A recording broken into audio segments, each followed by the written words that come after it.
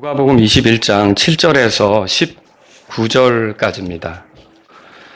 이에 그들이 그분께 여쭈어 이르되 선생님이여 그러나 언제 이런 것들이 있겠나이까 또 이런 것들이 일어날 때 무슨 표적이 있으리까 하더라. 그분께서 이르시되 너희는 속지 않도록 주의하라. 이는 많은 자들이 내 이름으로 와서 이르되 내가 그리스도라 하며 때가 가까이 이르렀다 할 것이기 때문이니 그러므로 너희는 그들을 따라가지 말라 하시더라. 너희가 전쟁들과 소동들에 대하여 들을 때에 무서워하지 말라. 이는 이런 것들이 반드시 먼저 일어나야 하기 때문이라. 그러나 당장 끝은 아니니라 하시더라. 그리고 나서 그분께서 그들에게 이르시되 민족이 민족을 왕국이 왕국을 대적하여 일어나리라. 또 도처에 큰 기근들과 지진들과 기근들과 역병들이 있겠고 또 하늘로부터 두려운 광경과 큰 표적들이 있으리라.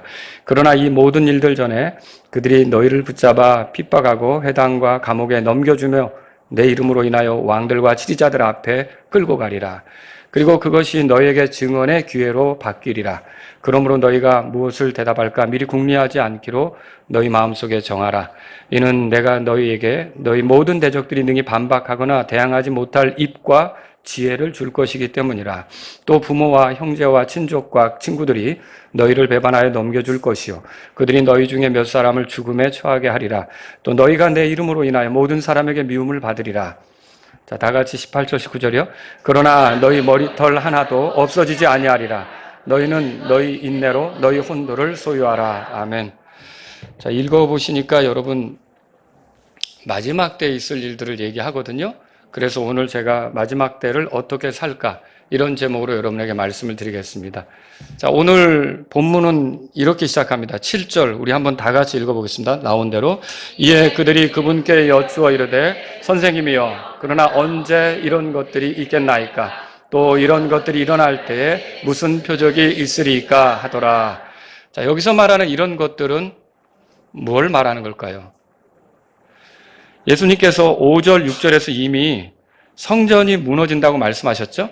그것과 관계가 있는 거예요. 그래서 첫 번째로 언제 성전이 무너져 내리겠는가? 이걸 지금 묻고 있는 거고요. 두 번째로는요, 이런 것들이 일어날 때 무슨 표적이 있겠습니까? 이렇게 이제 묻는 거죠. 실제로 이 예수님이 5절, 6절에서 하신 말씀대로 AD 70년에 예루살렘이 무너지게 됐어요. 로마 장군 타이토스가 군대를 이끌고 와서 예루살렘을 무너뜨리게 됐어요. 이렇게 무너뜨릴 때 원래 여러분이 5절, 6절에서 보시면 사람들이 와 저렇게 보석이 있고 아름답다 이렇게 얘기했잖아요. 근데 이 장군은 그걸 얻고 싶어서 성전을 무너뜨리기보다는 그대로 가지고 있는 채 그걸 띄고 싶었어요. 근데 전쟁을 하다 보니까 그게 안 되더라고요. 예수님 말씀대로 다 무너져 내려버린 거예요. 금덩이가 녹아서 다 돌 사이사이로 스며들고 이렇게 했던 거죠. 그래서 완전히 예루살렘이 무너져 내리게 된 겁니다. 8절부터 시작되는 말씀 8절 우리 보죠. 8절 다 같이 읽겠습니다. 그분께서 이르시되 너희는 속지 않도록 주의하라. 이는 많은 자들이 내 이름으로 와서 이르기를 내가 그리스도라 하며 때가 그러므로 너희는 그들을 따라가지 말라 하시더라 그랬죠. 자, 여기서부터 시작되는 이 내용들은 어떤 거냐면 그러면 예수님께서 오시기 전까지 예수님이 떠나가신 뒤에 어떤 일이 진행될 것인지에 관한 말씀이에요. 그러니까 마지막 때라고 하면 예수님이 오셨을 때부터 말세가 시작된 거예요. 그래서 지금은 우리가 뭐라 그러냐면 말세 지말이다. 들어보셨어요? 말세 중에서 끝부분이다. 이렇게 얘기하죠. 근데 예수님 때부터 마지막 때가 사실은 시작된 거죠. 그분이 승천하시고 결국 우리가 지금까지 오는 동안 이 마지막 때를 보내게 되는데 이때 어떤 일이 일어날지를 예수님께서 소개하는 거예요. 그러면서 예루살렘 성전도 무너져 내리는 거고 또 마지막 때 예수님이 오셔서 그 유대인들이 짓게 될 제3성전 있죠? 이게 지금 있어요? 없어요? 지금은 없죠? 그렇지만 이거 언젠가 짓게 된다 그랬죠? 이거 지을 때가 다가왔죠. 그런데 그것도 역시 이렇게 허물어져 내리게 막 부서지고 뭐 공격받고 이렇게 될 때가 있다는 것이죠. 자, 그런데 이런 말씀들과 함께 주님은 제자들이 어떻게 살아야 될지를 말씀하셨어요. 오늘 그걸 여러분하고 살펴보려고 하는데 이게 왜 중요하느냐?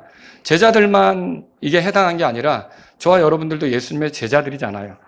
또 우리가 마지막 때를 살고 있잖아요. 우리가 어떻게 살아야 되는지 한번 생각해 보자는 거죠. 첫 번째로 8절 지금 읽었지만요. 8절 보시면 그분께서 이르시되 너희는 속지 않도록 않도록 주의하라 그랬어요. 그래서 첫 번째로 속지 말아야 합니다. 속지 말아야 합니다. 자, 왜 이 말씀을 하시는 겁니까?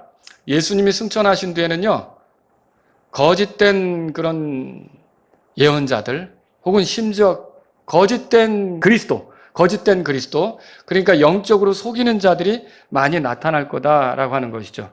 자, 유대의 역사 가운데도 그런 사람이 나타났어요. 최초로 누가 나타났냐면, 여기 보시면 바르코바라고 하는 사람이 있죠? 이 사람이 AD 132년에서 136년 동안 로마하고 전쟁을 치르게 됩니다. 로마로부터 벗어나게 하는 전쟁을 치르는데 이 사람이 자기 자신을 그리스도라고 유대인들을 선동했어요. 그래서 이렇게 하는 바람에 로마가 참지 못하고 어떻게 했냐면 더 강력한 군대를 보내가지고 AD 70년에 무너졌잖아요. 예루살렘 성이. 그런데 그걸 아예 더 아주 초토화시킵니다. 그래서 그 다음부터는 어떻게 하냐면 아예 유대인들은 예루살렘에 접근하지도 마라. 유대인들은 이 가나안 땅에 살 생각을 하지 말라고 다 쫓아보내죠. 다 쫓아보내서 그 다음 그림 보시면 여기 이때 그래서 그때까지는 유대인들의 땅, 유대 땅 이렇게 불렀잖아요. 이 로마 황제가 그때 처음으로 이 땅을 더 이상 그렇게 부르지 않겠다. 그래가지고 블레셋 사람들 있죠? 그 블레셋 사람들의 명칭을 따라서 팔레스타인이라고 짓는 거예요. 그래서 이때부터 지금까지 그 땅이 팔레스타인 이렇게 부르게 된 거예요. 그러니까 팔레스타인이라고 부르게 된 배경을 알겠죠? 그러니까 얼마나 로마 제국에 도전했으면 로마인들이 화가 나가지고 너희들 더 이상 예루살렘에 접근하지 말고 이 땅을 너희 이름으로 명하지 않겠다. 너희가 싫어하는 너희 원수 블레셋 사람들의 이름을 따라 팔레스타인이라고 부르겠다. 그래서 지금까지도 이 땅을 여러분 뉴스에 보시면 팔레스타인 그러는 거예요. 그 땅이 사실 이제 유대인들의 땅인데. 자, 이런 일이 벌어졌던 거예요. 이후로 여기저기 흩어져 유대인들이 살아갈 때마다 자기를 그리스도라고 소개하는 사람들이 나타나는 거예요. 예. 그리고요, 역사적으로 교황이 있잖아요, 교황. 종교개혁자들은 교황을 다 적그리스도라고 생각을 합니다, 대부분. 왜 그러냐면 그리스도 행세를 하면서 몸은 교회라고 하면 머리는 예수님이시잖아요. 근데 이 교황이 머리 역할을 하는 거예요. 자기들이 만든 게 법이 되는 거고 또 자기들 말대로 해야 되는 거고 성경보다 교황이 말한 게 더 위에 있게 되는 거죠. 그러니까 종교개혁자들은 다 이 교황들을 적그리스도로 이렇게 생각을 했었던 거죠. 이렇게 이제 했었던 시절이 있습니다. 근데 오늘날 우리 대한민국에도 유독 그리스도가 많습니다. 그래서 여기 한겨레 신문에 보시면요. 2020년 3월 6일자에 보니까 한국에 하나님 20명, 재림예수 50명이 있다. 이렇게 소개되고 있어요. 참 기가 막힐 노릇이죠. 자, 그 다음에 그림 보면 통일교회 문선명이라고 아시죠? 이 사람이 자기를 메시아 그리스도라고 소개합니다. 1945년 나무위키에 따르면 10월 4일에 자신이 메시아라는 걸 알아줄 사람을 찾아 김백문이라고 하는 사람이 운영하는 이스라엘 수도원으로 들어가게 되고요. 그 다음 해 이제 1946년 6월 6일에 평양에서는 어떻게 하냐면 자기가 재림주라고 하는 타이틀을 걸고 전도하기 시작해요. 사람을 모으기 시작하죠. 지금은 굉장히 커졌죠? 예. 근데 뭐 이 사람 갔죠? 죽었어요. 예. 하나님인데 메시아인데 죽었어요. 그리고 그 다음에 이제 영생교라고 있어요. 조희성이라고 들어보셨습니까? 이 사람도 이 팜플렛 돌렸어요. 근데 여기 보시면 뭐라고 써있냐면 전지전능하신 하나님 땡땡땡님 이렇게 써 있어요. 그러니까 자기를 하나님이라고 소개하는 거예요. 대단하죠? 어떻게 저럴 수가 있고 사람이 돼가지고 내가 하나님이다. 여기 보면 뭐 자기의 뭐 대단한 뭐 손금 얘기도 나오고 뭐 여러 가지가 나와요. 그러면서 자기가 하나님이라고 이렇게 믿도록 소개하는 거죠. 이런 사람도 있고요. 그 다음에 보시면요. 안상홍이라고 아시죠? 예, 뭐 잘 알잖아요. 하나님의 교회. 근데 이게 국민일보 2015년 10월 9일자 기사에 이런 게 났어요. 그러니까 안상홍이 사람이다. 안상홍이 죽었다. 이렇게 얘기를 어떤 목사님이 했던 거예요. 그런데 하나님의 교회에서 고소를 한 거예요. 그래가지고 재판이 벌어지게 된 거죠.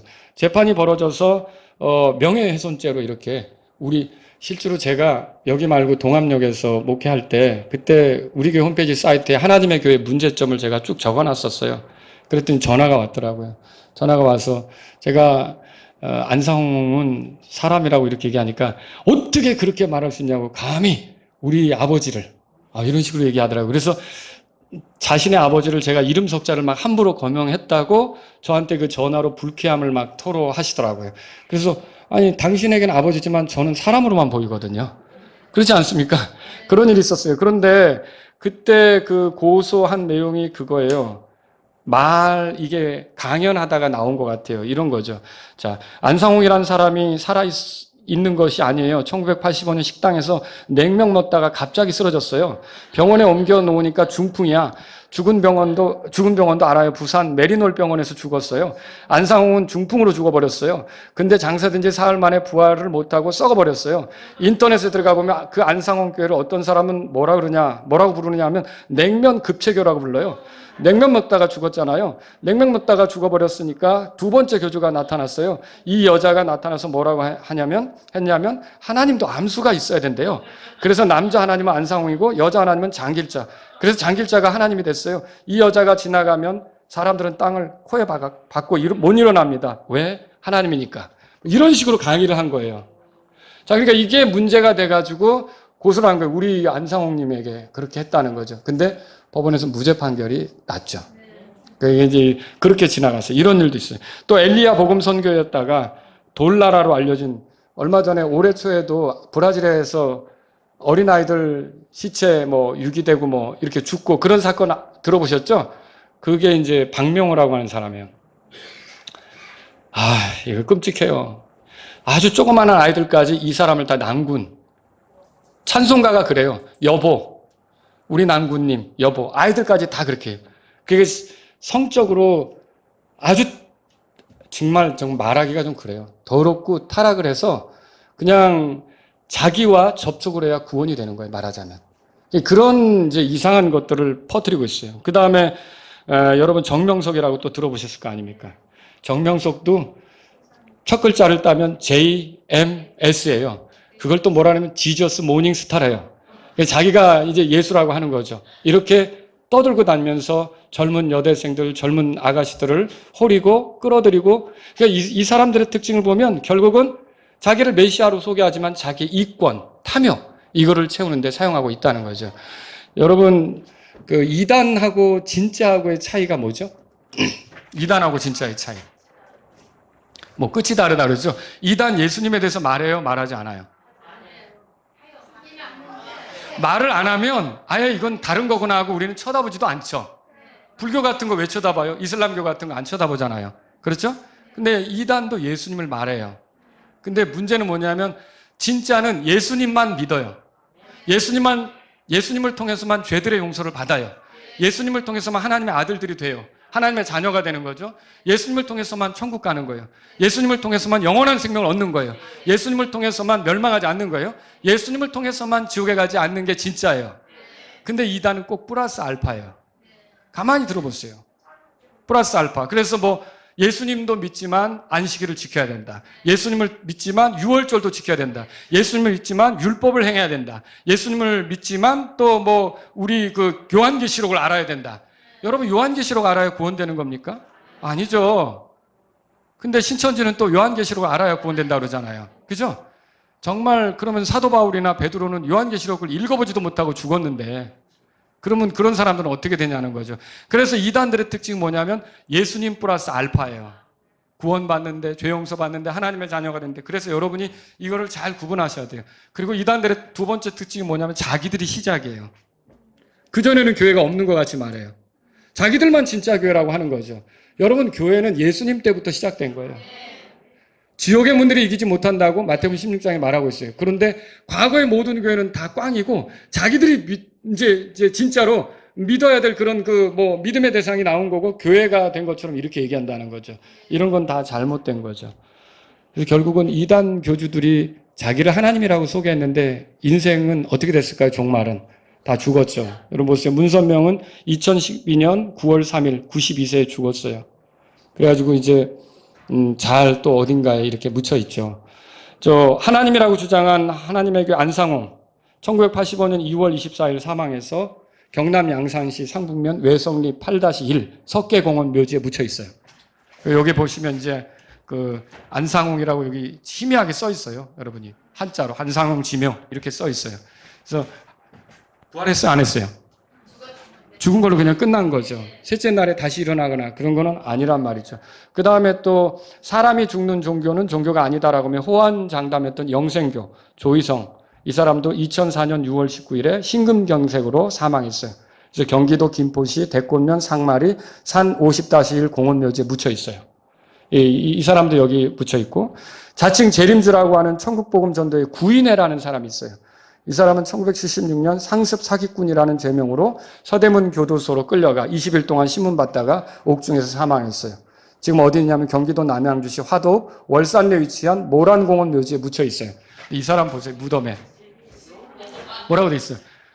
재림 예수님의 묘 이렇게 돼 있죠. 기가 막히죠. 그죠? 죽었다는 거죠. 그렇죠? 근데 여러분이 알아야 될 게 재림 예수님에 대해서 성경을 통해 보면요. 재림 예수는 첫 번째로 오실 때는요, 사람의 몸을 통해 태어나는 게 맞아요.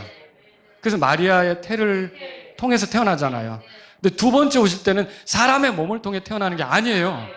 스가랴서 14장에 보면 두 번째 오실 때는 그 구름들 속에 올라가신 그대로 구름들 가운데서 오시는 게 사도행전 1장에도 나오고요. 그죠? 그 다음에 어디로 오는 거예요? 이게 누군가의 태를 통해서 오는 게 아니라 감람산 거기에 와서 그 발이 선다고 써 있어요. 성경에. 그러니까 이렇게 누군가의 몸을 통해 태어나는 건 다 재림 예수가 아니에요. 그리고 죽는 것도 재림 예수가 아니에요.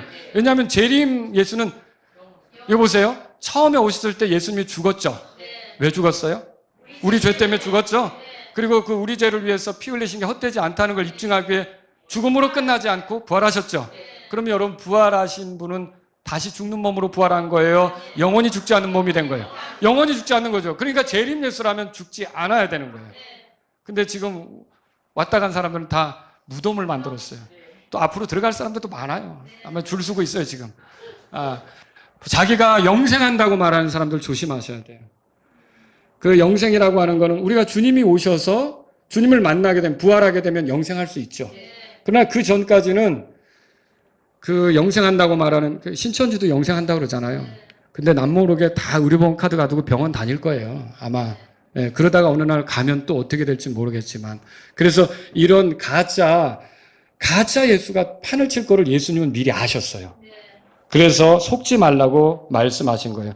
예수님은 그들에게 때가 가까웠다면서 자기가 구세주인 것처럼 떠들 사람들이 있다면 오늘 8절에서 그러므로 너희는 그들을 따라가지 말라 이렇게 말씀하셨어요. 세상 정세가 불안해지면 언제쯤 종말이 될 것인지 예견하는 사람들이 늘어나죠. 인류의 구원자처럼 떠드는 사람도 있고요.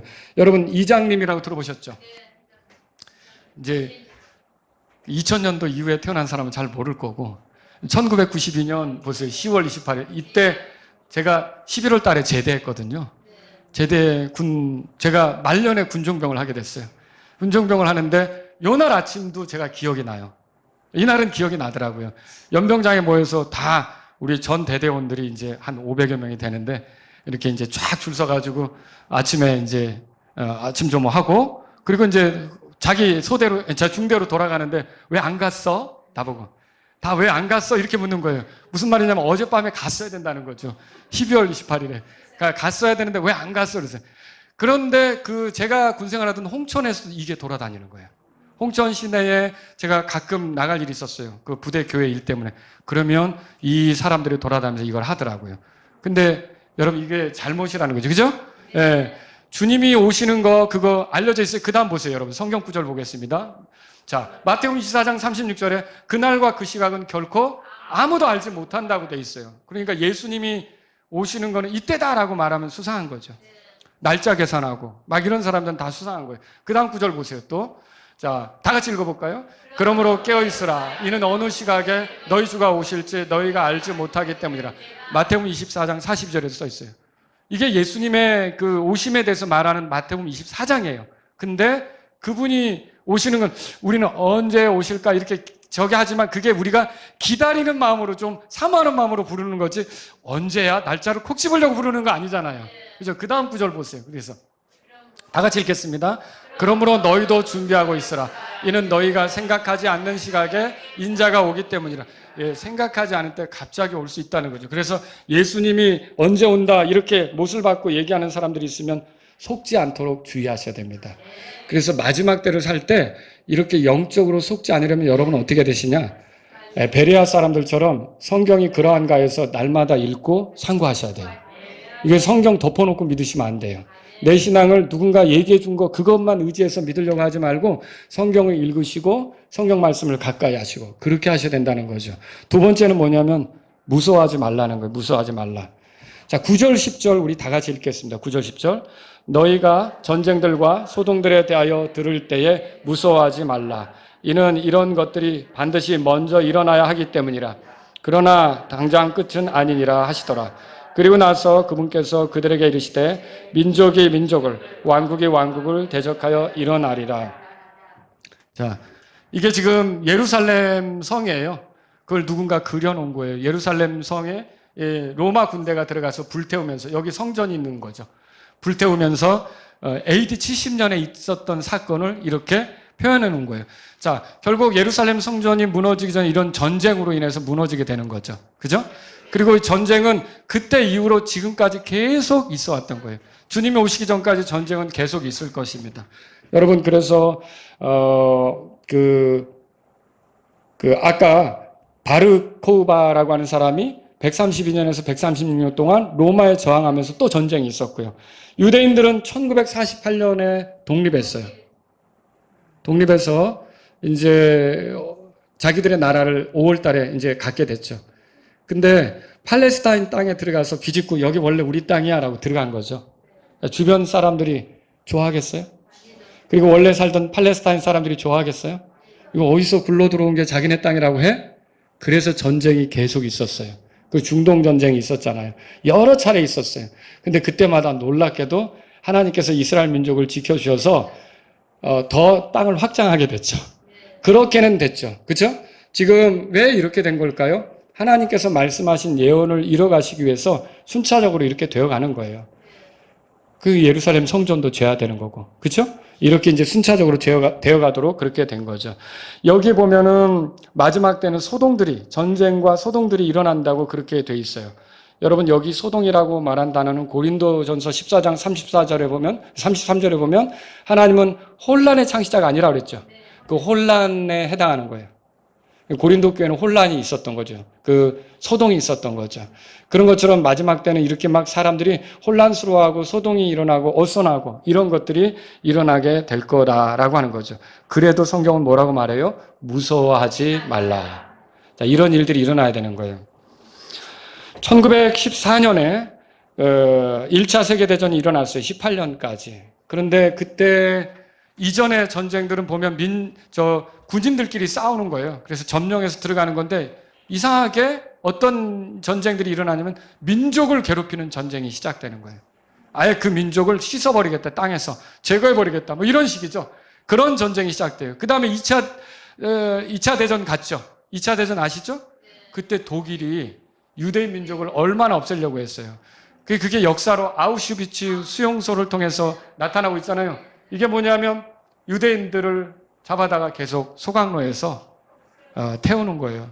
가스실에서 죽이고 소각로에 죽은 사람을 또 태우고 이렇게 했죠. 얼마나 죽었어요? 600만 명이나 죽었다고 하잖아요. 인천 시민의 2배가 죽은 거예요. 어마어마한 거 아닙니까? 이렇게 해서 죽었고요.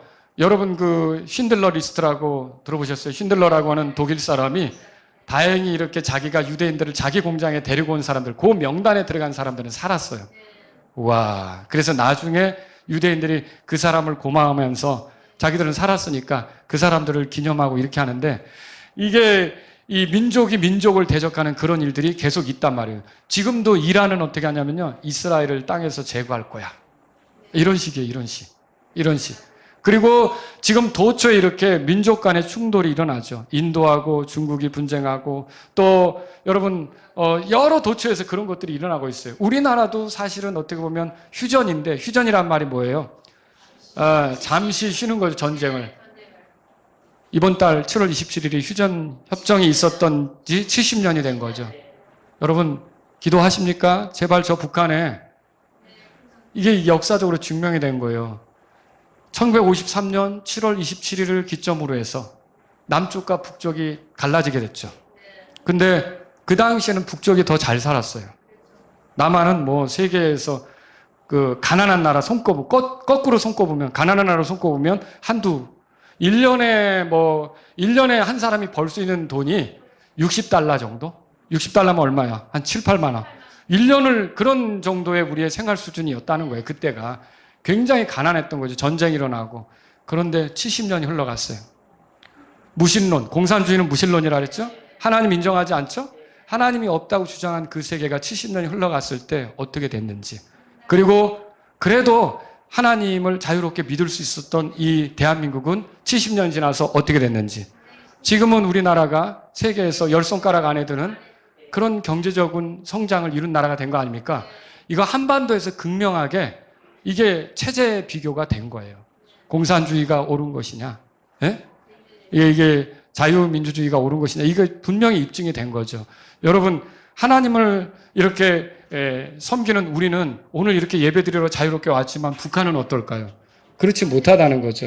여러분, 북한 동포들을 위해서 기도하셔야 돼요. 북한의 문이 열리도록 기도하시기 바랍니다. 자, 오늘날 러시아와 우크라이나가 싸우고 있어요. 매일 뉴스에 나오죠? 요즘에는 전쟁이 생중계되고 있어요. 전쟁이 어떻게 일어나는지 안방에서 다 지켜보고 있어요. 그렇죠? 그러니까 우크라이나에서 일어나는 전쟁 우리가 보고 있고요. 자, 우크라이나가 있는데 여기 우크라이나 지도 보시면 요 옆에 폴란드라는 나라가 있어요. 이제 우크라이나가 넘어가면 폴란드도 위험에 처해질 거 아닙니까? 그래서 이 폴란드가 우리나라에 최근에 무기를 많이 사가요. 그래서 우리나라 무기 중에 이게 K9 자주포, K2 전차, 그리고 KA-50 항공기 이런 것들을 수입하려고 해요. 갑자기 우리나라가 무기 수출국이 됐어요. 그래서 우리나라 무기로 혹시라도 러시아가 만약에 쳐들어오면 우리가 한번 맞서보겠다. 이렇게 이제 준비를 하는 거죠. 세계 도처에 이렇게 전쟁에 대한 그런 위험, 이런 것들은 늘 있어요. 우리나라도 예외는 아니에요. 그죠? 대만하고 중국도 예외는 아니고, 어디든지 이렇게 많은 분쟁이 있고 그렇다는 거죠. 팔레스타인과 이스라엘은 어때요? 매일 다투죠. 매일 다투죠. 뉴스에 뭐, 누가 테러했고, 또, 이스라엘이 가만히 있지 않고 보복을 했고, 뭐, 이런 뉴스가 계속 나온단 말이죠. 그리고 큰 환란이 일어났을 때는 어떨까요? 아마겟돈 들어보셨죠? 거기로 군대가 모여서 예루살렘을 향해 나아갈 것이고요. 예, 이렇게 이제 전쟁이 일어날 것에 대해서 얘기하셨어요. 그런데 예수님은 이때 뭐라고요? 무서워하지 말라. 무서워하지 말라 이렇게 가르쳐 주는 거죠. 여러분 성경을 믿습니까? 그러면 평화협정, 종전 이것이 가능하다고 생각해요?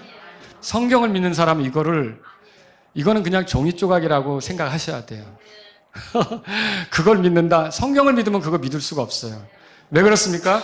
그 다음 성경 구절 보세요. 이사야서 2장 4절은요. 예수님께서 이 땅에 오셨을 때 그분께서 민족들 가운데 심판하시며 많은 백성을 꾸짖으시니 그들이 자기들의 칼을 두들겨 쟁기날을 만들고 자기들의 창을 낫으로 만들리라. 민족이 민족을 대항하여 칼을 들지 아니하며 다시는 뭐라고 돼 있죠? 그들이 전쟁을 배우지 아니하리라. 전쟁을 하지 않게 되는 때, 진짜 평화가 이루어지는 때는 예수님 오셔야 돼요. 그러니까 이 땅에서 아무리 평화 얘기해도 소용없어요. 베트남 같은 데 보시면 알잖아요. 서로 전쟁 안 하기로 한 것처럼 했지만 프랑스에서 그런 회담을 하고 조약을 맺은 것 같지만 바로 얼마 안 있어서 월남이 그 공격을 받잖아요. 월맹회에서. 그래서 결국은 수없이 많은 사람들이 죽고 전쟁이 또 발발해서 많은 나라들이 돕겠다고 들어가고 이런 일이 있지 않았습니까? 여러분, 그래서 우리가 그래서 지금 예수님 없이 평화를 얘기하는 것은 다 좀 위험한 겁니다. 수상한 거예요. 여러분, 진정한 평화는 예수님이 오셔야 이루어집니다. 평화의 왕은 예수님이세요. 그렇게 아셔야 되는 거죠. 그래서 여러분, 그 예수님께서는 이런 전쟁이 있을 거라고 말씀하셨어요. 그 다음엔 지진들, 기근들, 역병들, 하늘의 표적들이 있다고 그랬어요. 11절에 보세요. 11절 다 같이 읽습니다. 또 도처에 큰 지진들과 기근들과 역병들이 있겠고 또 하늘로부터 두려운 광경과 큰 표적이 있으리라. 자, 지진으로 여기저기 도시가 파괴되고 해일이 일어나고, 그렇죠? 후쿠시마 그것도 이 땅이 흔들려서 이제 그런 일이 생기는 거고요. 원전 사고도. 여러분, 2016년에 경주에서도 지진이 있었어요. 제가 그걸 느꼈어요. 제 방에서 이렇게 있는데 뭐가 흔들리는 것 같더라고요. 미세하게. 뭐지? 그런데 그날 뉴스가 나오더라고요. 경주에서 이 큰 지진이 있었다. 우리나라도 이제 지진에 안전하지 않습니다. 여러분이 도처에서 지진이 이제 일어난다는 걸 알아야 돼요. 강도가 점점 세져요. 얼마 전에 터키에서도 있었잖아요. 그죠? 강도가 점점 세져요. 기근으로 죽어가는 사람들이 여전히 있죠. 자, 그리고요, 기근 먹지 못해서 죽는 건데 이게 먼 나라 얘기가 아니에요. 저 북한에서 일어난 얘기예요. 여러분, BBC 코리아에서 만든 요 영상을 제가 한번 봤어요. 여러분도 뭐 유튜브 한번 보실 때 요게 유튜브에 돌아다니더라고요. 그래서 제가 한번 봤는데, 요거는 어떤 내용이냐면, 북한 사람들을 섭외해서 은밀하게 인터뷰한 내용이에요. 그거를 이제, 이렇게 해서 가명을 써가면서 이렇게 이제 실제로 거기에 접촉할 수 있는 사람들을 통해서 인터뷰한 내용인데, 지금 현재 북한이 굉장히 난리래요. 많은 사람들이 죽어가고 있어요. 굶어 죽어가고 있고요. 뭐 이렇게 시체 갖다 버리는 거는 뭐 그냥 일도 아니고 많이 그런 일이 생긴다는 거죠. 이런 일이 이제 세계 도처에서 생기게 되겠죠. 여러분, 앞으로는 점점 이런 일들이 더 생길 거란 말이에요. 예수님이 말씀하신 거예요. 여러분, 역병은 또 어떻습니까? 1351년에 흑사병이 중국에서 돌았죠? 그때 약 3년 동안 2천만 명이 죽었대요. 굉장히 많은 사람이 죽은 거죠. 1918년에 스페인 독감이 돌았어요. 그때 약 5천만 명이 죽었다. 이렇게 전해지고 있어요. 그리고 우리나라에서도 들어보시죠. 메르스, 사스, 그리고 최근에 뭐예요? 코로나, 이런 것들. 근데 또 앞으로 어떤 역병이 돌지 몰라요. 이게 이제 사람들을 죽음에 이르게 하죠. 거기다가 또 알 수 없는 질병이 돌고 있어요. 옛날에 에볼라 바이러스 같은 것도 있었고요. 그리고 이제 동성애 이런 것들을 통해서 후천성 면역결핍증, 에이즈 같은 거, 이런 질병이 돌면서 사람들 사이 이런 것들이 이제 퍼져갈 거예요. 정말 끔찍한 일들이 도래하게 될 거라는 거죠. 근데 이런 일들이 예수님이 떠나시고 난 뒤부터 다시 오시기까지 계속 있게 될 거예요. 자, 이거는 마지막 때가 더 주님 오실 때가 가까이 올수록 더 심화되겠죠. 더 아주 넘쳐나겠죠. 그러니까 무서워하지 말라. 주님 무서워하지 말라 이렇게 말했어요. 여러분, 세상을 살아갈 때 우리는 주님과 함께 하기 때문에 무서워할 필요가 없습니다. 여러분은 주님의 손 안에 있습니다. 세 번째로요, 박해에 대해서 각오하라고 말씀하고 있어요. 자, 주님이 떠나가신 뒤에 그리스도인들을 향한 공개적인 박해가 있을 것인데 12절부터 15절 읽어보겠습니다. 다 같이 읽습니다. 그러나 이 모든 일들 전에 그들이 너희를 붙잡아 핍박하고 회당과 감옥에 넘겨주며 내 이름으로 인하여 왕들과 치리자들 앞에 끌고 가리라. 그리고 그것이 너희에게 증언의 기회로 바뀌리라. 그러므로 너희가 무엇을 대답할까 미리 궁리하지 않기로 너희 마음속에 정하라. 이는 내가 너희 모든 대적들이 능히 반박하거나 대항하지 못할 입과 지혜를 줄 것이기 때문이라. 자, 역사적으로 이 종교적인 박해는 계속 있어요. 아벨이 가인에게 죽임당했죠. 구약시대에는 그런 박해가 없었나요? 있었죠. 하나님께서 보내신 예언자들을 이스라엘 백성이 곱게 다루지 않았잖아요. 왕들도 함부로 했어요. 때리기도 했고요. 어떤 왕은 감옥에 가두기도 했고요. 먹을 거 주지 말라고 이렇게 압박하기도 했고요. 그러니까 이 종교적인 핍박은 늘 있어 왔던 거예요. 그리고 실제로 예수님의 제자들 가운데도 그런 사람들이 있었죠. 여러분, 성경에서 예수님 이후로 첫 번째 순교자가 누구예요? 스데반이죠. 스데반은 돌 맞아 죽었죠? 예, 돌 맞아 죽었어요. 그리고 그 이후로 야고보가 예수님의 제자들 중에 첫 번째로 12제자 중에 첫 번째로 목베임 당해서 죽죠. 헤롯이 그것을 이제 하도록 이렇게 명령을 했죠. 그리고 전해지는 말에 의하면 베드로는 거꾸로 십자가에서 매달려 죽었고 사도 바울은 목베임 당해서 죽었고 이렇게 전해지고 있어요. 그런데 그 이후로도 로마 황제 그 바울을 죽이고 베드로를 죽인 사람을 네로라고 하거든요. 근데 그때부터 콘스탄틴이라고 들어보셨죠? 콘스탄틴 황제가 AD 313년에 밀라노 칙령이라고 기독교를 믿어도 된다고 이렇게 공인하기 전까지, 그렇게 되기 전까지 10명의 황제가 어떻게 하냐면 기독교를 엄청나게 핍박합니다. 그래서 많은 그리스도인들이 죽임을 당하게 되죠. 그래서 좀 괜찮은 줄 알았어요. 근데 이제 황제의 권한이 약화되고 로마 감독 권한이 강화되면서 로마 교회의 그 감독이 힘을 얻으니까 교황권이 힘을 얻게 되거든요. 그리고 나서 교황이 득세를 하게 되는데 여러분 로마 가톨릭이 있을 때에 그게 발전해 갈 때 이건 잘못이다라고 동조하지 않는 세력이 있었어요. 그 사람들이 누굽니까?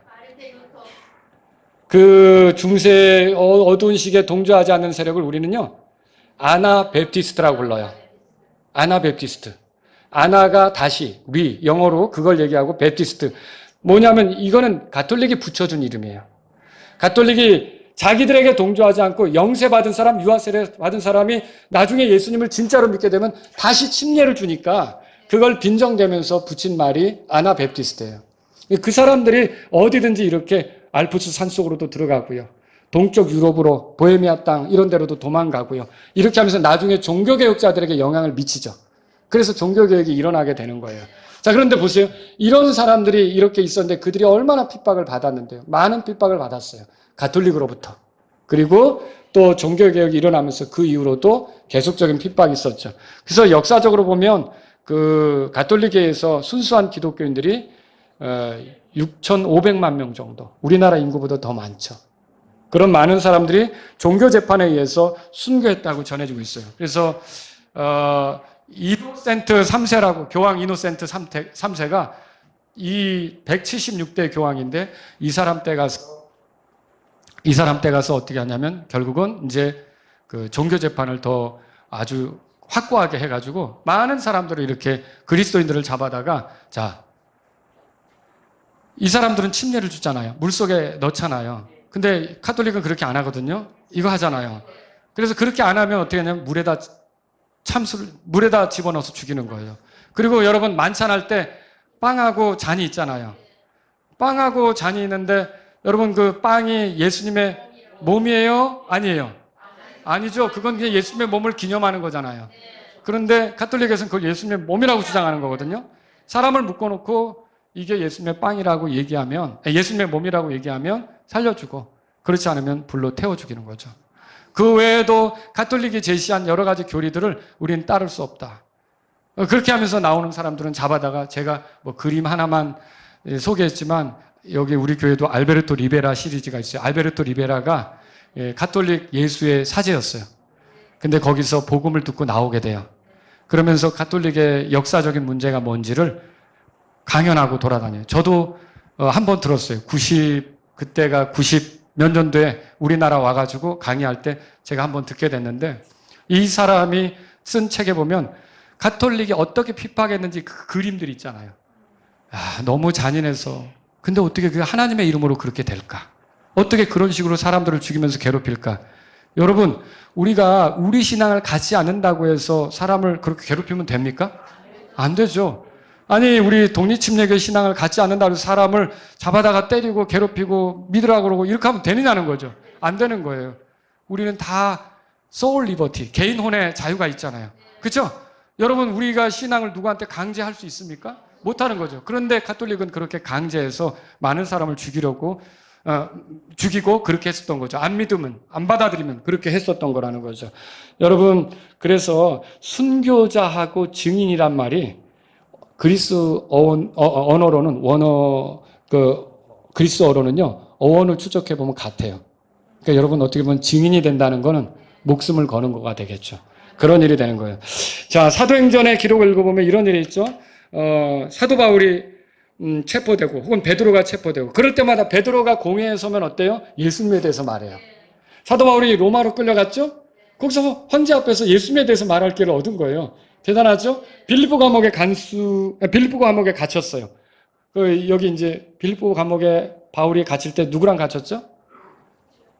신라랑 둘이 갇혔죠. 예, 옥문이 열리고 막 땅이 흔들려가지고 풀려나긴 하잖아요.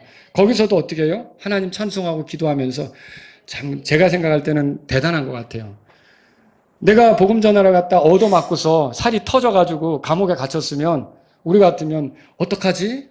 이게 지금 하나님이 내 대해서 나를 인정하는 건가 막 속상해 할 텐데 이 사람들은 어떻게 했어요? 감옥에서 찬송했어요. 그러니까 나중에 감옥의 간수가 예수님 믿게 되잖아요. 자, 위기 상황, 핍박 속에서도 무슨 말을 해야 될지, 어떻게 해야 될지를 주님은 우리에게 알게 하신다는 거죠. 그러니까 핍박을 각오해야 되는 거예요. 요한일서 3장 13절 한번 보겠습니다. 자, 요한일서 3장 13절 내 형제들아 세상이 너희를 미워하거든 이상히 여기지 말라. 이건 너무도 당연한 거라는 거죠. 자, 국가기관 관원들만의 박해가 아니라 개인적으로도 박해가 있죠. 자, 요거 하기 전에 잠깐 요거 보십시다. 오픈도어라고 하는 이제 선교단체가 있어요. 이 선교단체에서 이렇게 색깔로 기독교인들을 박해하는 나라들을 표시한 거예요. 요 빨간색이 제일 심한 데고요. 좀 그 다음으로 이렇게 이제 박해가 심한 거를 표하는데 1등이 뭐냐면 이게 2021년 건데 1등이 북한이에요. 근데 이게 20년째 북한이 전 세계에서 기독교인을 제일 박해하는 나라예요. 20년째. 이 오픈도어 선교 단체에서 이제 외국에서 만들어졌고 한국에도 지부가 있죠. 그런데 이렇게 이 오픈도어 선교 단체에서 볼 때 제일 전 세계 나라 중에 기독교인들을 제일 박해하는 나라가 북한이라는 거예요. 여러분 북한을 위해서 기도해야 되겠죠? 거기 있는 그리스도인들이 자유를 얻을 수 있도록 성경을 읽고 예배드리고 하나님을 마음껏 찾을 수 있는 시절이 오도록 우리 기도해야 되겠습니다. 이게 이런 핍박이 있다는 거예요. 그래서 앞으로의 시절들은 이런 핍박이 계속된다는 거죠. 16절 19절 보세요. 16절 19절 다 같이 읽습니다. 또 부모와 형제와 친족과 친구들이 너희를 배반하여 넘겨줄 것이요 그들이 너희 중에 몇 사람을 죽음에 처하게 하리라. 또 너희가 내 이름으로 모든 사람에게 미움을 받으리라. 그러나 너희 머리털 하나도 없어지지 아니하리라. 너희는 너희 인내로 너희 혼돈을 소유하라. 자, 주님을 믿는다는 이유로 가까운 사람들에게 어려움을 겪을 수 있습니다. 집안에서, 직장에서, 선후배 관계에서, 군부대에서, 여러분이 일터에서 예수님을 믿는다는 이유로 그런 일이 생길 수 있다는 거죠. 큰 환난의 때는요, 교회가 하늘로 올라간 뒤에 여기 이제 뒤늦게 믿게 되는 성도가 생기거든요. 그렇게 믿게 되는 성도들은 목숨을 걸어야 됩니다. 많은 사람들이 죽게 되죠. 그렇게 가족들이 잃어버리고 가족들이 고소하고 이렇게 해서 많은 사람들이 위협을 당하는 그런 일이 있을 거라는 거죠. 여러분 이런 핍박이 역사 동안 계속 있었는데 이런 핍박이 있어도 교회는 계속 유지됩니까? 이거 왜 그렇죠? 마태복음 16장에 18절에 보시면 내가 내 교회를 세우리니 지옥의 문들이 그것을 이기지 못하리라.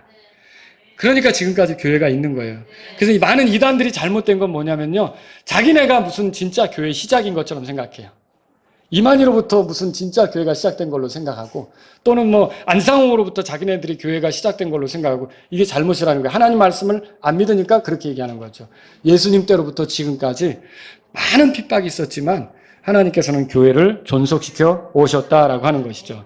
여러분 여기 거기 보세요. 그 8절에 그러나 너희 머리털 하나도 없어지지 아니하리라. 와, 이걸 어떻게 보세요? 이거 문자적으로 볼 때 우리가 성경을 문자적으로 보는 게 맞습니다. 이게 그렇게 보셔야 되죠. 그런데 머리털 하나도 상하지 않는다. 여기 18절에 그렇게 써 있죠? 그러면 이걸 어떻게 받아들여야 될까요? 여기서는 이걸 문자적으로 받아들인다면 여러분이 어려움에 처하게 됩니다. 스데반은요? 죽었잖아요. 야고보는요? 베드로는요? 바울은요? 그죠? 그리고 가톨릭에서 순교당한 많은 사람들이 있잖아요. 그럼 이건 뭘 얘기할까요? 여러분 궁극적으로 이렇게 핍박을 받더라도 저와 여러분들은 부활을 통해서 완전히 흠없이 우리의 혼과 영과 몸이 보존되는 걸 믿으시란 말이죠. 그게 있는 거예요. 사람들은 우리를 죽음으로 끌고 갈 수 있어요. 그런데 마태복음 10장 28절에 뭐라고 써 있어요? 사람을 두려워하지 말라고 돼 있어요. 왜? 그들은 우리 몸을 죽일 수는 있지만 우리 혼을 어떻게 하지는 못한다는 거죠. 그러니까 우리 혼이 주님과 함께 있으면 결국은 우리는 부활의 때가 있어요. 그래서 우리 모든 걸 되찾게 된단 말이죠. 그러니까 저와 여러분들은 지켜지는 거죠. 보존되는 거죠. 우리가 그런 의미로 생각해야 되는 거죠. 그리고 여기 마지막 절 보세요. 그 19절에 보시면 그런 게 있죠. 19절 어떻게 돼 있어요? 너희는 너희 인내로 너희 혼도를 소유하라. 그러니까 여기 혼도를 소유하라는 말 때문에 우리의 구원은 결국 혼의 구원 아닙니까? 그런데 인내해야 구원을 받는 것처럼 생각하는 경우가 있어요. 이건 잘못이에요. 이거는 여러분 그 사도행전 14장 20절에 보면 바울이 그런 말을 했어요. 너희가 많은 환난을 거쳐서 하나님의 왕국에 들어간다고 돼 있죠. 그런데 그때 하나님의 왕국에 들어가는데 환난이라고 하는 건 조건이에요, 과정이에요? 과정이죠. 똑같아요. 인내도 과정이에요. 그러니까 내가 혼의 구원을 얻기로 돼 있어요. 내가 노력해서 얻어요. 이 하나님의 은혜로 얻어요. 하나님의 은혜를 얻죠. 내가 수고해서 얻는 거예요? 예수님의 공로로 얻는 거예요? 예수님의 공로로 얻는 거죠. 그러니까 내 혼의 구원은 보장된 거예요. 하지만 이 완전한 내가 온전히 그런 것들을 누리는 그 길로 가는 과정에는요, 인내가 필요하다는 거예요. 그 말은 뒤집으면 많은 환란이 있다는 거죠. 그건 뭐예요? 각오하라 이 얘기예요. 여러분과 제가 예수님을 믿고 따라가는 거는 쉬운 길이 아니에요. 지금 우리는 굉장히 감사해야 돼요. 그래도 전 세계적으로 미국하고 대한민국만 예수님 믿는 게 굉장히 자유로워요. 요즘에는 조금 심해지고 있더라고요. 공원 가서 전도하는데도 이렇게 파란 시퍼런 자켓 입고 다니는 사람들이 못하게 하려고 하더라고요. 저는 먼저 그 사람부터 찾아가서 주긴 하는데 못하게 하려고 그러더라고요. 왜 못하게 하지? 지금 2006년부터 마라나타 침례교회가 세워진 이후로 똑같은 공원에서 지금 10몇 년 동안 해왔는데 왜 못하게 하지? 그리고 우리 꼬마들도 요즘에 저는 꼬마들이 부흥이 일어날 것 같아요. 우리 주일학교 학생들이 더 전도를 열심히 나가는 거예요. 나가서 전도지를 돌리는데 지나가는 아주머니가 머리를 툭 치면서 나무라는 거예요. 왜 그런 식으로 하느냐는 거죠. 자, 이게 정말 세상이 갈수록 더 험한 시절이 돼가고 있어요. 여러분, 이렇게 될 때 우리는 각오하셔야 돼요. 이거 어떻게 이겨갈까요? 여러분 보세요. 로마서 8장 38절 39절 다 같이 읽습니다. 내가 확신하노니 사망이나 생명이나 천사들이나 정사들이나 권능들이나 현재 있는 것들이나 장래 있을 것들이나 높음이나 깊음이나 다른 어떤 창조물이라도 능히 우리를 그리스도 예수 우리 주 안에 있는 하나님의 사랑에서 떼어놓지 못하리라. 아멘. 무슨 핍박이 있고 무슨 어려움이 있고 누가 나를 하나님으로부터 떼어놓으려고 해도 떼어놓을 수 있는 게 있다 없다? 없다죠.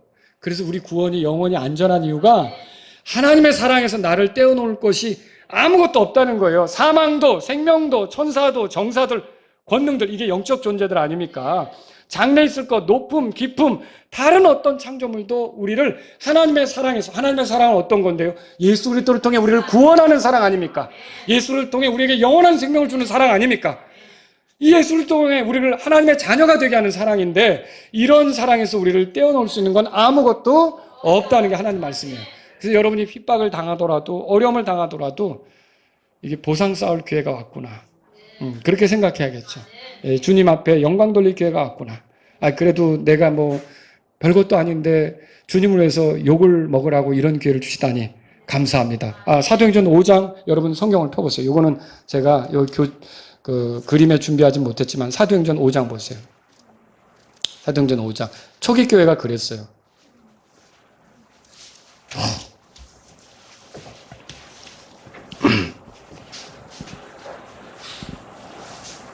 40절에 이에 그들이 그에게 동의하더라. 그들이 사도들을 불러서 뭐라고 돼 있죠? 5장 40절에 때린 후 그랬어요. 때린 후 예수님의 이름으로 말하지 말라고 그들에게 명령하고 그들을 놓아주었더라. 이 사도들을 잡아다가 때리고 예수님에 대해서 말하지 마 하고 보낸 거예요. 그런데 이때 어땠습니까? 41절 다 같이 읽겠습니다. 사도들은 그분의 이름으로 인하여 자기들이 수치를 당하게 합당한 자로 여겨진 것을 기뻐하며 공회 앞을 떠나니라. 그리고 그래서 맞았으니까 그만뒀어요? 42절 보세요. 42절 다 같이 읽습니다. 또 그들이 날마다 성전에서와 모든 집에서 예수 그리스도를 가르치고 선포하기를 뭐라고 돼 있어요? 그렇게 할 테면 하고 나는 내 일을 한다라고 계속 복음을 전했던 거예요. 여러분과 제가 그렇게 살아야겠다는 것이죠. 자, 우리는 지금껏 예수님이 떠나가신 뒤에 그리고 예수님이 다시 오시기 전까지 어떤 일이 벌어질지에 대해서 여러분이 들었어요. 자, 우리가 영적 거짓에 속지 않으려면 어떻게 해야 됩니까? 하나님 말씀을 가까이 해야 됩니다. 자, 여기 성경 구절 보세요. 이거. 자, 베드로후서 3장인데요. 또 그의 모든 서신들에서도 이러한 것들에 관하여 그 안에 말하였을 때 그 안에 이해하기 어려운 것들이 덜어 있으므로 배우지 못하고 불안정한 자들이 다른 성경 기록들도 왜곡하는 것처럼 그것들도 왜곡하다가 스스로 파멸에 이르느니라. 성경 기록을 왜곡하는 사람들이 생긴다는 거예요. 그러니까 이게 이단들의 특징이죠. 그런데 그러므로 사랑하는 자들아 너희가 이것들을 미리 알았으므로 너희 또한 사악한 자들의 오류에 이끌려 너희 자신의 굳건함에서 떨어지지 않도록 주의하라. 속지 말라는 얘기죠. 그죠? 그러면서 뭐라고 말합니까? 18절 다 같이 읽겠습니다. 오직 은혜 안에서 자라고 우리 주이시며 구주이신 예수 그리스도를 아는 지식에서 자라가라. 그분께 영광이 지금 그리고 영원토록 있을지어다. 우리가 어떻게 자라갈까요? 우리가 그분을 아는 지식에서 자라간대요.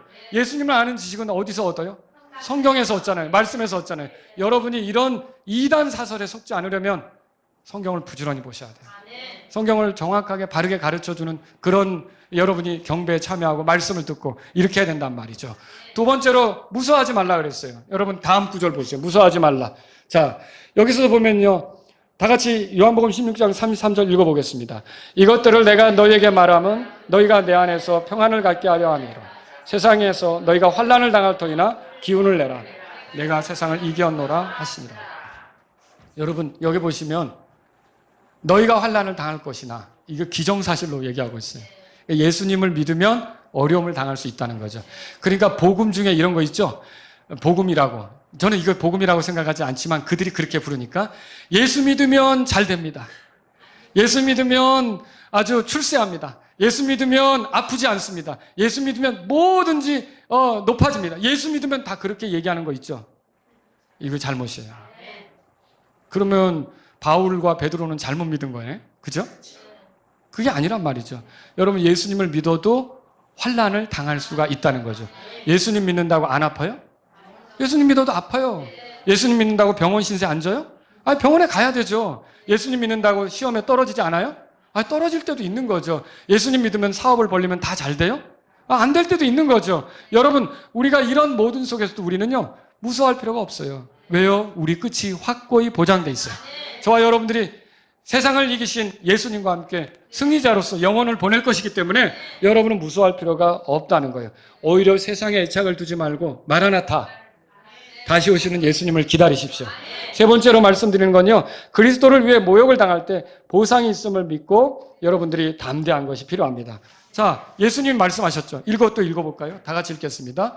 나로 인하여 사람들이 너희를 욕하고 핍박하며 너희를 대적하여 거짓으로 온갖 종류의 악한 말을 할 때 너희에게 복이 있느니라. 기뻐하고 즐거워하라. 이는 하늘에서 너희의 보상이 크기 때문이라. 이는 너희 전에 있었던 예언자들을 그들이 그렇게 핍박하였기 때문이라. 자, 여기 보시면 우리가 욕하고 핍박을 당할 때, 그죠? 그럴 때 보상이 있다고 돼 있어요. 여러분 그렇죠? 그러니까 이게 보험을 들었는데 내가 진짜 아프지 않고 사고도 안 당하고 힘들지 않은데 살짝 꾸며가지고 보상금을 타먹는다. 나중에 드러나면 어떻게 되겠어요? 그 처벌받죠. 그건 처벌받는 거예요. 근데 보상은 어느 때 받아요? 손해보고 뭐 어려운 게 있고 그랬을 때 희생했을 때 보상받는 거 아닙니까? 우리도 주님에 대해서 마찬가지예요. 주님께서 우리에게 보상을 주시군요. 그런 거라는 거죠. 우리가 주님을 위해서 주님의 이름을 위해서 손해보고 어려움을 겪고 환난을 당했을 때 주님은 그거 다 카운트 하세요. 다 보시고 있어요. 그리고 그리스도의 심판석에서 그걸 드러나게 갚아주시는 것을 여러분 믿으시기 바랍니다. 그러니까 여러분은 어려움을 당한다 또는 환난이 있다 어떤 다른 사람들과 내가 불편해진다 심지어 여러분이 내가 이 남자가 너무 좋은데 예수님을 안 믿어. 이 남자가 좀 매력적이고 매너도 있고 그런데 예수님을 안 믿어요. 그래서 결국은 내가 다 좋은데 주님을 위해서 이 남자를 포기한다. 여러분 주님이 다 보십니다. 결코 헛되지 않을 줄로 믿으시라는 거죠. 믿으시라는 거죠. 그래서 우리 주님은 보상해 주시는 분이세요. 우리가 수고한 것을 헛되지 않게 하시는 걸 믿으시고 주님에 대한 소망으로 사시길 바랍니다. 우리 다 같이 일어서시겠습니다. 오늘 이 말씀을 들으신 여러분 가운데 마지막 때를 제가 지혜롭게 살기를 원합니다. 내가 영적인 거짓에 속지 않도록 하나님 말씀을 가까이 하길 원합니다. 이런 분이 있다면 이 시간 주님 앞에 나아가십시오. 또 내가 이 세상에 들려오는 여러 가지 혼동스러운 것과 무서운 뉴스들 제가 두려움 없이 주님을 기다리면서 가기를 원합니다. 이런 분 있다면 이 시간 주님 앞에 나아가십시오. 내가 예수님을 믿는 것 때문에 어려움을 겪을 때가 있는데 그때마다 제가 보상해 주시는 주님을 생각하면서 담대히 나아가기를 원합니다. 이런 분이 있다면 이 시간 주님 앞에 나아가십시오.